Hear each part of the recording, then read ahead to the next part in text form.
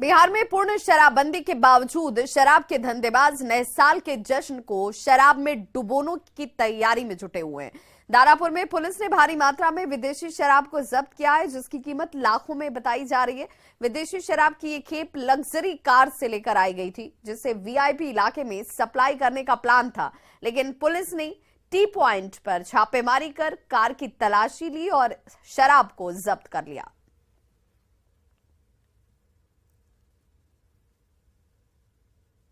बिहार में कड़ाके की ठंड पड़ रही है और गरीबों के लिए जो रैन बसेरा बनाया गया है उस पर पुलिस जवानों का कब्जा है। तस्वीर हम आपको दिखाते हैं। ये तस्वीर मुजफ्फरपुर की है, जहां भगवानपुर इलाके में ये रैन बसेरा गरीब लोगों के रहने के लिए बनाया गया था, लेकिन कई सालों से इसमें पुलिस वाले रहते चले आ रहे हैं। तस्वीर देख लीजिए, ये अब इन पुलिस जवानों का ही बसेरा बन गया है। बिहार में कड़ाके की ठंड पड़ने लगी है, लेकिन बिहार में गरीबों के लिए जो रैन बसेरा बनाए गए हैं ताकि जो गरीब हैं वो ठंड में या बरसात में या फिर किसी भी मौसम में रात में अगर उन्हें रहना पड़े तो प्रशासन की तरफ से जो रैन बसेरा बनाया गया है उसमें वह रह सकते हैं। मुजफ्फरपुर के सदर थाना क्षेत्र के भगवानपुर में जो रैन बसेरा है उसकी आप हालत देखिए। सबसे पहली बात कि गंदगी बहुत ही ज्यादा है यहाँ पर।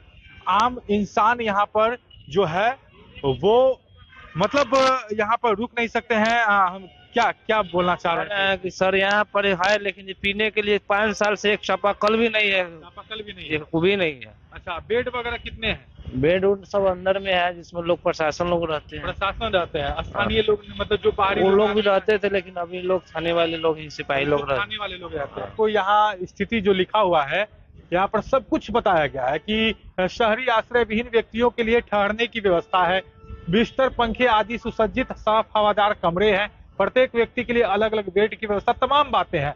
बिजली पानी रसोई घर आदि की व्यवस्था है, लेकिन सच्चाई यही है कि अभी स्थानीय व्यक्ति ने बताया कि यहाँ पर पानी की व्यवस्था नहीं है। साफ और हवादार कमरे की बात करें तो आइए हम आपको अंदर की तस्वीर दिखा दें।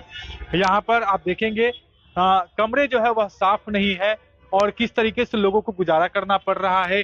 बहुत ही कंजस्टेड ऐसा बना हुआ है और इसी में किसी तरीके से लोग जो है वह रह रहे हैं। फिलहाल सदर थाना के तमाम जो पुलिसकर्मी है वह यहाँ पर रुकते हैं। मुजफ्फरपुर से न्यूज 18 के लिए प्रियांक सौरभ।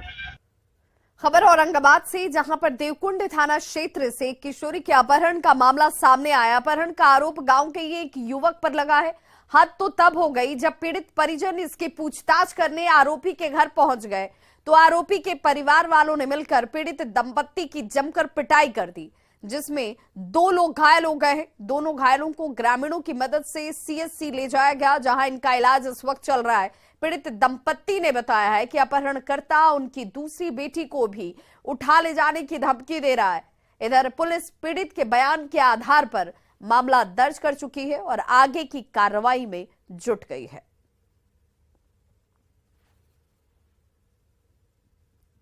सीवान पुलिस ने 2 दिन पहले मैरवा थाना क्षेत्र स्थित ई कार्ड कंपनी में हुए लूटकांड का खुलासा कर लिया है और 2 लुटेरों को हथियार और लूट की कुछ रकम के साथ गिरफ्तार कर लिया गया।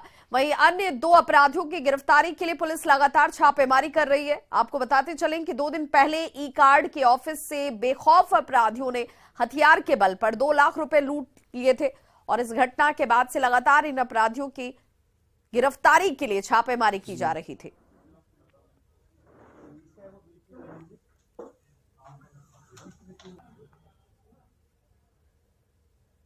और अब बात दलाई लामा की, जिनकी सुरक्षा को लेकर पुलिस पूरी तरह से अलर्ट है। एडीजी पुलिस मुख्यालय जितेंद्र सिंह गंगवार का कहना है कि बम निरोधक दस्ते की भी वहां पर तैनाती कर दी गई है। गया रेंज के अलावे पुलिस मुख्यालय इसे लेकर पूरी तरह से अलर्ट है। बहुत संवेदनशील मामला है, संख्या पे मत जाइए। आपको मैं इतना आश्वस्त करना चाह रहा हूँ कि सभी तरह के सुरक्षा उपकरणों से सुसज्जित बिहार पुलिस की विशेष टीम पुलिस पदाधिकारी कर्मियों को कहना। बौद्ध गुरु दलाई लामा की सुरक्षा बढ़ाए जाने के बीच उनको सुनने के लिए बड़ी संख्या में श्रद्धालु जो है वो बोधगया पहुंच रहे हैं। 30 से 31 दिसंबर तक चलने वाले विशेष टीचिंग कार्यक्रम में देश और विदेश से हजारों की संख्या में श्रद्धालु पहुंचेंगे। आज दलाई लामा ने टीचिंग से पहले बौद्ध अनुयायियों के साथ मिलकर विश्व शांति की कामना की और बोधचित्त से ज्ञान की प्राप्ति का संदेश दिया। दलाई लामा ने बौद्ध धर्मावलंबियों को 35 प्रकार के मंत्र बताए जिससे बोधचित्त की प्राप्ति होती है। बौद्ध गुरु ने कहा कि आज हम ऐसे स्थल पर हैं जो पुण्य और आशीर्वाद से भरा हुआ है।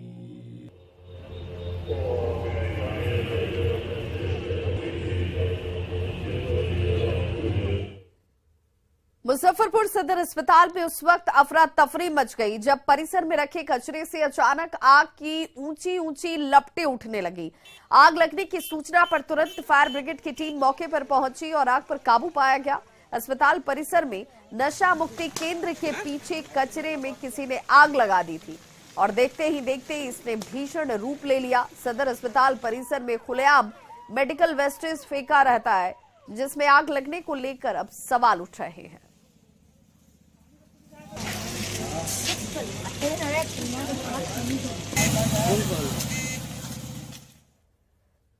नवादा से बड़ी खबर, जहां अंचल कार्यालय में आग लग गई। आग की वजह से दस्तावेज जो अंचल कार्यालय में रखे हुए थे वो दस्तावेज कई जल गए हैं। फायर ब्रिगेड की टीम ने हालांकि अब आग पर काबू पा लिया है। असामाजिक तत्वों पर आग लगाने की आशंका जाहिर की जा रही है। तो अंचल कार्यालय की तस्वीर इस वक्त आप देख रहे हैं। नवादा की ये तस्वीर है जहां पर आग में कई महत्वपूर्ण दस्तावेज जो है वो जलने की बात सामने आ रही है। कहा जा रहा है कि असामाजिक तत्वों की तरफ से अंचल कार्यालय में आग लगाई गई है।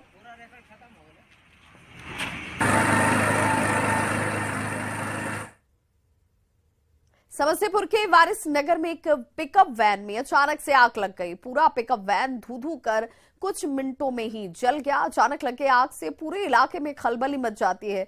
गाड़ी के ड्राइवर ने किसी तरह से कूदकर अपनी जान बचाई। दरअसल पिकअप वैन पुआल से भरा हुआ था। जैसे ही वो हाई टेंशन तार के पास से गुजरा इसमें आग लग जाती और करीब 1 घंटे की कड़ी मशक्कत के बाद आग पर काबू पाया जा सका।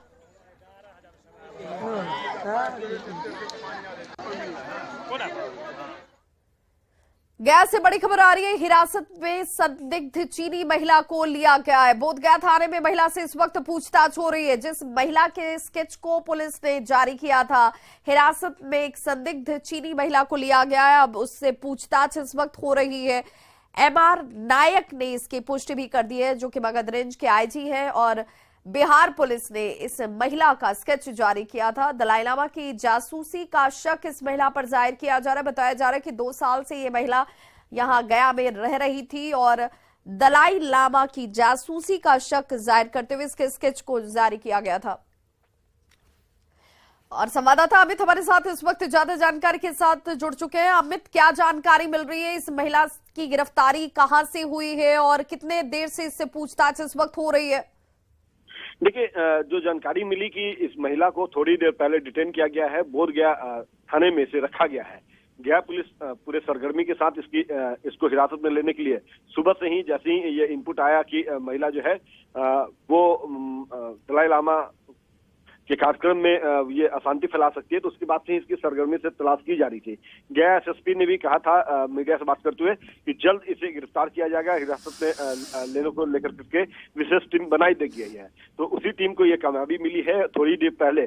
जैसा कि बताया गया है, गया रेंज के जो आईजी हैं, मगध रेंज के जो आईजी हैं, उनके द्वारा एमआर नायक, उनके द्वारा ये बात की पुष्टि की गई है इस बात की, और उन्होंने कहा है कि विस्तृत जानकारी जो है वो गया पुलिस देगी। लेकिन उन्होंने ये जरूर कहा है कि महिला जो है वो बहुत गया थाने में रखी गई है और उससे पूछताछ की जा रही है। महिला की उम्र लगभग 50 वर्ष बताई जा रही है और अभी उससे पूछताछ के बाद ही तस्वीर साफ होगी कि जो बातें इसके संदर्भ में कही गई है, इनपुट जो मिले हैं, उसमें कितनी प्रामाणिकता है, कितनी सही है, वो सटीक जानकारी है। तो फिलहाल महिला से पूछताछ किया जा रहा है।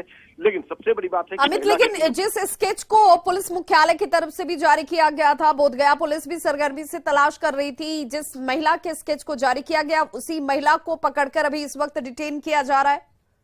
जी, निश्चित तौर पे ये वही महिला है। इस बात की पुष्टि खुद मगध रेंज के आईजी, जैसा हमने पहले बताया कि एमआर नायक से हमारी बात हुई है, तो उन्होंने इस बात की पुष्टि की है कि हाँ, महिला हिरासत में ले ली गई है, उससे पूछताछ किया जा रहा है।